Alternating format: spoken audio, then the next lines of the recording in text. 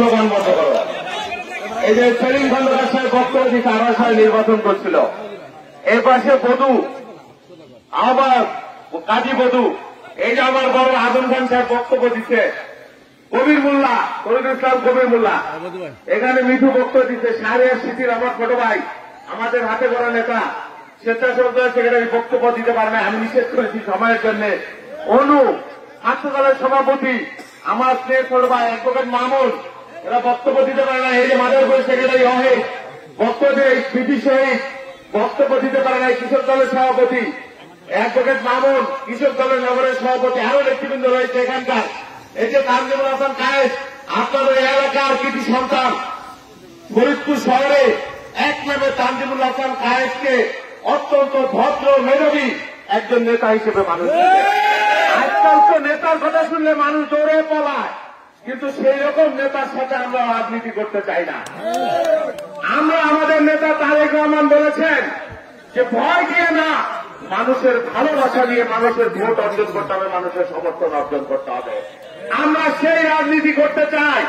অনেকের নাম আমি বলতে পারলাম না সময়ের কারণে, একটি কথা বলি, অনেক ধরনের বক্তব্য, অনেক ধরনের কথা, অনেক ধরনের চরিত্র ধরনের রাজনীতি যেটা আওয়ামী লীগ করেছে বিগত দিনে।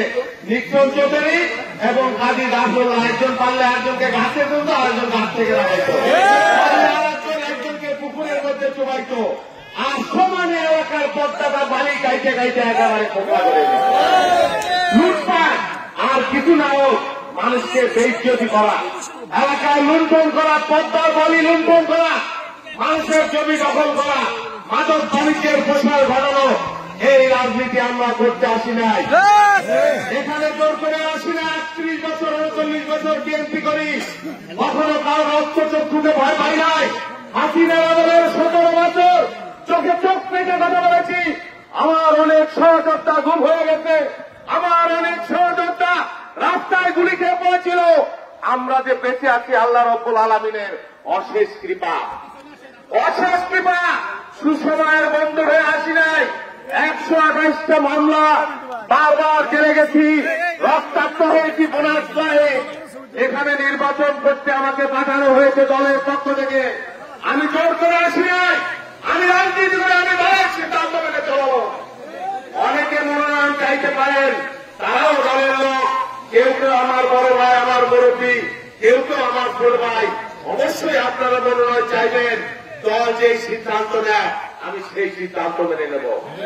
আমাকে যদি দল বলে পাহাড়ের পর্যায়ে সংগঠন করতে হবে, আমি সেই সিদ্ধান্ত মেনে নেব। আমাকে যদি দল বলে এই সদরপুর চরমানারে, সদরপুরে ভাঙা চরপদর্শনে নির্বাচন করতে আমাকে পাঠিয়েছেন, আমাকে নির্দেশ দিয়েছেন, আমি দলের নির্দেশ, আমার নেতার নির্দেশ পালন করতে এসেছি। আপনাদের সাথে আমার ভাগ্য জড়াই হয়েছে।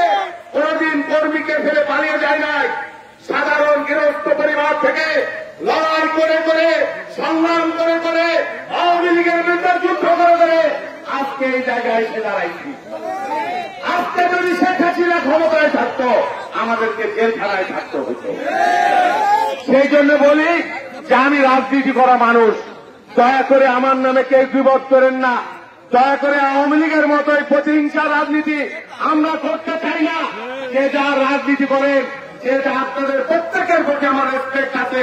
দল যদি আপনাদেরকে মনোনয়ন দেয়, আমি আপনাদের গোলাম হয়ে আপনার প্রতি থাকবো।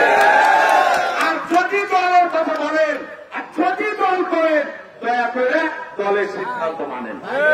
এবং দল যাকে আমাকে যদি নমিনেশন দেয়, আমাকে বলেছেন এবং আশা করি চূড়ান্ত মনোনয়ন আমাকে দিবেন, তাহলে দয়া করে দলের জন্য, দলের প্রয়োজনে ১৭ বছর পরে আমরা একটা সুযোগ পাইছি।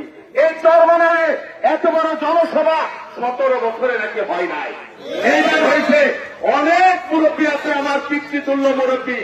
একটা কথা বলে যায়, আমি আমার জীবনের সবটুকু দিয়ে দলের জন্য যেমন লড়াই করেছি, হাসিনার চোখে চোখ রেখে কথা বলেছি, আগামী দিনে আমি কথা দিয়ে যেতে পারি এই চরাঞ্চল, এই চরমনের মানুষের ভাগ্য পরিবর্তনের জন্য আমার জীবনের সবটুকু দিয়ে, আমার সামর্থ্যের সবটুকু দিয়ে আমি আপনাদের পাশে থাকবো। আপনাদের ভাই হিসেবে থাকতে চাই, আপনাদের সন্তান হিসেবে থাকতে চাই। আমি সারাদিন রাজনীতি করি, ভোরবেলা থেকে 4টা পর্যন্ত রাজনীতি করে আমার বাড়ির সামনে। আমি আপনাদের কথা দিয়ে গেলাম, ঢাকার গ্রিন রোডে আমার একটা বাসা আছে, আপনাদের জন্য উন্মুক্ত। আমি অচিরেই সদরপুরে একটা ঠিকানা তৈরি করব। এখানে অনেকেই দাবি করেছেন এই আরিয়াল খান ব্রিজের কথা। আমি আজকে দ্যাট পয়েন্ট কন্টে গেলে বলে গেলাম, আপনারা যদি আমাকে ভোট নাও দেন, আমার সাথে যদি নাও থাকেন, ইনশাল্লাহ আমার দল তো ক্ষমতায় যাবে। আমি এই আরিয়াল খান ব্রিজ সর্বপ্রথম আমার অঙ্গীকার, আমার কমিটমেন্ট। এই আরিয়াল খান ব্রিজে আমি যদি বেঁচে থাকি,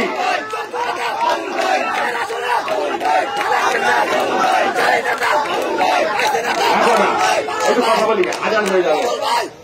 এই আরিয়াল খান প্রথম ব্রিজ, প্রথম কাজ আমার নৈতিক দায়িত্ব। আল্লাহ যদি আমাকে বাঁচায় রাখে, আমি যদি সুস্থ থাকি, এমপি নির্বাচিত না হলেও এই ব্রিজ আপনাদের করে দেব। আর যদি না করতে পারি, পরবর্তী নির্বাচনে আপনাদের সামনে মুখ দেখাবো না, আর আসবো না। পরিষ্কার করে বলে গেলাম। আরো যা আছে এলাকার তরুণ সম্প্রদায় আছে, যুবক সম্প্রদায় রয়েছে, তাদেরকে বলবো এই স্কুলের যে দশা আমি দেখে গেলাম, ইনশাল্লাহ এই নদীর সাথে, এই ব্রিজের সাথে, এই স্কুলের ভবনের জন্য, এই স্কুলের উন্নয়নের জন্য যা যা করার, এই চরমানের ইউনিয়নকে আমি আমার নিজের ইউনিয়ন হিসেবে আমি ঘোষণা করলাম। আপনারা যদি আমার সাথে থাকেন, ইনশাল্লাহ আপনাদের ভাগ্য পরিবর্তনের জন্য আমি আমার সামর্থ্যের সবটুকু দিয়ে আমি চেষ্টা করব। আমরা কোন পালিয়ে যাওয়া মানুষের দল করি না। 1 বছর আগেও যেখানে সমাবেশ করার বাস্তবতা ছিল না, ছিল আল্লাহ রাব্বুল আলামিন সেই ব্যবস্থা করে দিয়েছে। যাদের কথা ভাগে বইতে দল খাইতো এক গাছে, তারা আজকে কোথায়? সেই জন্য ক্ষমতার বাহাদুরি করবেন না, অহংকার করবেন না। আমার নেত্রী বেগম খালেদা জিয়া একদিকে তার মৃত্যু, আর অন্যদিকে ফ্যাসিবাদ। তিনি মৃত্যুকে মেনে নিয়েছেন, ফ্যাসিবাদকে মেনে নেন নাই। অন্যের সাথে এক বিন্দু আপোষ করেন নাই, মুখ ভেঙতে ভেঙতে বলেন নাই যে হাসিনা পালায় না, অথচ 3 দিনের মধ্যে পালাই গেছেন। এই নেত্রী দল করি না, হাজার হাজার কর্মীকে নিরাপত্তাহীন রেখে যারা পালিয়ে যায়, নিজেকে আর বোনকে নিয়ে কর্মীদের রেখে, সেই রাজনীতি করি না। আমি খালেদা জিয়ার দল করি, তারেক রহমানের দল করে, এটা আমার অহংকার, এটা আমার গর্ব। মৃত্যুর আগেও বলবো, মৃত্যু এখনো বলবো, সব সময় বলবো। সেই জন্য আমরা বলবো, আগামী দিনে আপনারা আমাদের সাথে থাকেন। ইনশাল্লাহ কেউ আমাদের কাছে অসম্মানিত হবেন না। মানুষকে অসম্মান করা কাজ না। আমরা ইনসাফের শাসন কায়েম করব, সব মানুষের শাসন কায়েম করব। যারা আমার সাথে এসেছেন আর যারা এখনো আমার দলে আসেন নাই, তাদেরকে অনুরোধ করি, দয়া করে বিভ্রান্তি না করে আসেন, একসাথে কাজ করি। যদি আপনাকে নমিনেশন দেয়, আমি আপনার নির্বাচন করে দেবো, আমি কথা দিচ্ছি। আর যদি দল আমাকে নমিনেশন দেয়, আমাকে বলেছেন, ইনশাল্লাহ দয়া করে দলটাকে ঐক্যবদ্ধ রাখেন, একসাথে আমরা কাজ করব আগামী দিনে। এই যে সেলিম খন্দকার সাহেব রয়েছেন, আমার ভারপ্রাপ্ত চেয়ারম্যান, তাকে ডেকে নিয়ে বলেছেন, আরো যদি কেউ বিশ্বাস না করে, দয়া করে দলের সাথে কথা বলেন। ধাক্কাবাজি করতে আসি নাই, ভণ্ডামি করতে আসি নাই, রাজনীতি করতে আসছি, মানুষের ভাগ্য নিয়ে ফিরিমিরি খেলতে আসি নাই। ইনশাল্লাহ আগামী নির্বাচনের মধ্য দিয়ে আপনারা একসাথে আপনাদেরকে নিয়ে এই সদরপুরের মানুষের ভাগ্য পরিবর্তনের জন্য আমি সবার আগে থাকব। আমরা কারো রক্তচক্ষুকে ভয় পাই না, কারো রক্তচক্ষুর পরোয়া করি না, কারো হুমকি ধমকির পরোয়া করি না। ইনশাল্লাহ আগামী দিনে একসাথে কাঁধে কাঁধ মিলিয়ে খালেদ শীষকে বিজয় করবার জন্য আমরা একসাথে লড়াই করব, এই অঙ্গীকার করে সবাইকে আজকে ধন্যবাদ জানিয়ে আপনারা সকলে এই সমাবেশকে সফল করেছেন। আজকে সবাইকে আমি আমার অভিনন্দন জানাই, কৃতজ্ঞতা জানাই, সবাইকে জানাই। এই যে বন্ধু রাস্তা সাহেব, এত মুরব্বী মানুষ, নয়ন, আমাদের রাজ্য ভাই, আমাদের রতন ভারত, এই এলাকার কৃষি সন্তান মাসুদ যারা রয়েছেন, প্রত্যেককে আমি কৃতজ্ঞতা জানাই, প্রত্যেককে কৃতজ্ঞতা জানাই। আপনাদের এলাকার কৃষি সন্তান কোহিনুর ভাই বাংলাদেশের সবাই চিনে, তার প্রতি সালাম জানাই, কৃতজ্ঞতা জানাই। তিনি আমাকে অত্যন্ত মায়া করেন, স্নেহ করেন, তার জন্য আপনারা দোয়া করবেন। এই বদলু মাস্টার সাহেবের জন্য দোয়া করবেন, বেগম খালেদা জিয়ার জন্য দোয়া করবেন, তারেক রহমানের জন্য দোয়া করবেন, আমাদের জন্য দোয়া করবেন। এই গান কোথায়? এই যে তানজিবুল হাসান কায়েদ, আপনাদের এলাকার কৃষি সন্তান আপনাদের সাথে থাকবে ইনশাল্লাহ, আমাদের সাথে থাকবে ইনশাল্লাহ আগামী দিনে। সবাইকে ধন্যবাদ। আল্লাহ হাফেজ।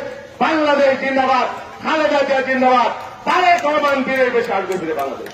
আসসালামু আলাইকুম।